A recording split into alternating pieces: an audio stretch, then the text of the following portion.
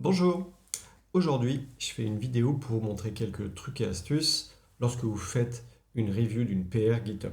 L'idée, ce n'est pas de vous donner les bonnes pratiques sur comment faire une code review de la PR d'un autre développeur ou développeuse, ça il y en a plein en ligne, mais c'est de vous montrer des outils disponibles sur GitHub et fondamentalement la même chose sur GitLab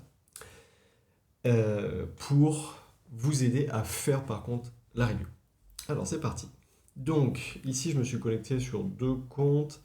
Là c'est mon compte principal avec un code absolument magnifique. Et ici c'est un autre compte d'une personne qui va faire la revue. Et ce que je voulais vous montrer, c'est du coup les outils disponibles au travers de GitHub. Pof, pof, pof. Donc c'est parti. Ici, on a du code. En cliquant ici, j'ajoute un commentaire. Ça, je pense que la plupart d'entre vous sont au courant. Première chose que je vais vous montrer qui est assez cool, c'est le Add Suggestion. Ici, directement, lorsque j'utilise ce petit onglet avec Suggestion, je peux du coup modifier le code du texte pour démonstration sur GitHub. On peut start a review ou comment. Ça, c'est un peu égal. Il faudra juste que je la soumette après. Et on va voir ce que ça donne de l'autre côté. Je vais même la soumettre. Comme ça, elle sera disponible de l'autre côté. Donc si je viens ici, je rafraîchis. Ici, je peux directement récupérer et committer la suggestion. Donc s'il y en avait plein, ça récupérait toutes les suggestions. Et je peux l'appliquer. Donc directement, c'est là. Et on voit ici, directement, ça a ajouté un commit. Donc ça, c'est assez cool. De ce côté-là, refresh. Donc la recommandation ou la proposition a été prise en compte. Ensuite, ici, on a tout un tas d'outils de Markdown qui sont vraiment cool. Donc là, on peut faire des headings, mais en réalité, je peux aussi les écrire juste simplement avec des hashtags. Donc ça doit être un titre 3. Et du coup, on va plutôt mettre le titre 2 au-dessus. Et si on ne sait pas, je vais peut-être mettre du bold tout de suite, si on ne sait pas à quoi ça ressemble, on a le petit onglet Preview qui nous permet directement de regarder à quoi va ressembler notre commentaire. C'est assez intéressant parce que ça permet de savoir comment il sera visualisé par d'autres personnes. Donc ici, ce qui est assez intéressant aussi, c'est le code bloc. Donc ici, ça fait juste un one-liner. Donc, je ne sais pas, test égale 3. Ici, ça va nous le mettre comme du code. Du coup, ce qui est assez cool, donc là, on a mis en une ligne du code. Ce qui est assez sympa, c'est qu'on peut faire 3 backslash et dire le type de code qu'on utilise. Donc là, du HTML. Et directement, je vais pouvoir faire un nouveau P, quelque chose, backslash P. Et c'est directement colorisé comme du HTML. Si j'avais voulu mettre du Ruby, ça c'est vrai dans tout système de Markdown. Test égale 3 def print test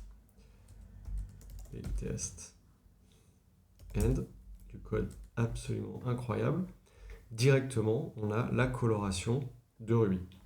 Donc ça c'est assez cool pour si on a besoin d'écrire dans le commentaire un petit peu de code et puis que ce soit plus agréable à lire pour un autre développeur plutôt que juste faire, si j'avais fait ça, tout de suite c'est moins agréable. Donc ça c'est assez cool.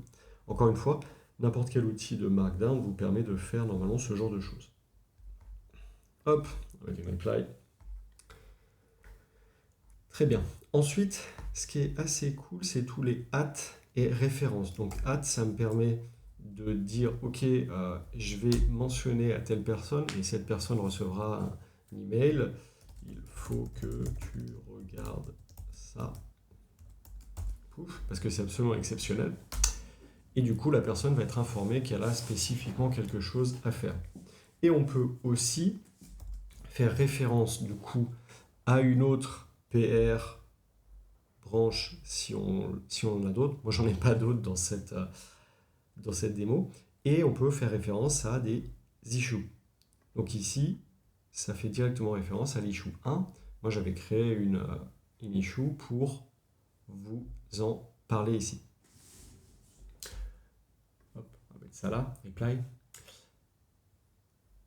Du coup, avec ça, on commence à être capable de construire un certain nombre de choses et de faire un certain nombre de liens et de références.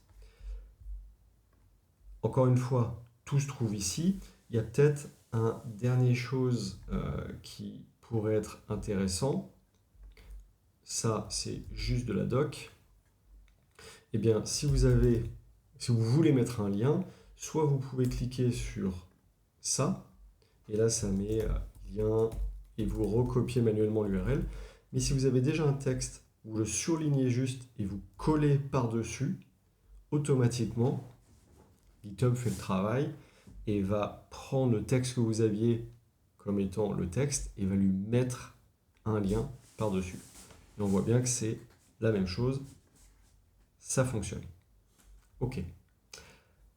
Si je reviens de ce côté-là, donc d'un coup, on a les commentaires, et si vous voulez les voir tous empilés, ce qui est bien, c'est que vous avez cette option ici, Comments, qui vous permet directement de voir tous les commentaires. Et puis, vous pouvez filtrer, je ne sais pas exactement, ouais, alors j'ai tout fait sur Index, ça ne va pas être très utile pour filtrer, mais si vous en aviez plein sur différents fichiers, vous pourriez filtrer. Vous pouvez aussi filtrer par résolu ou pas résolu.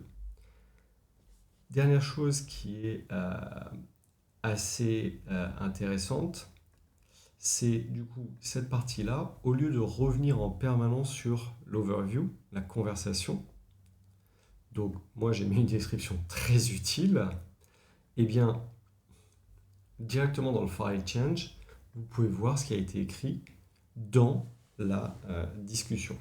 Donc ça, c'est bien, ça permet c'est un petit raccourci rapide pour éviter d'avoir toujours à passer d'une fenêtre à l'autre.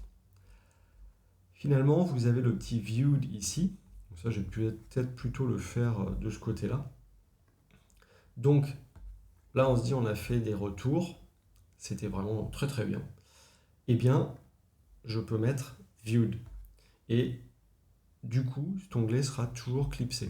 Si je vais sur conversation, si je vais sur les commits et que je reviens sur file changed, ici, c'est toujours clipsé.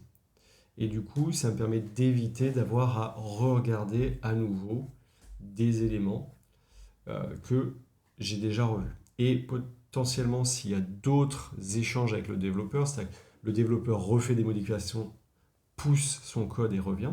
S'il n'y a pas eu de modification sur ce fichier-là, eh bien, il sera toujours clipsé. Donc avec ça, vous avez désormais un certain nombre de petits outils.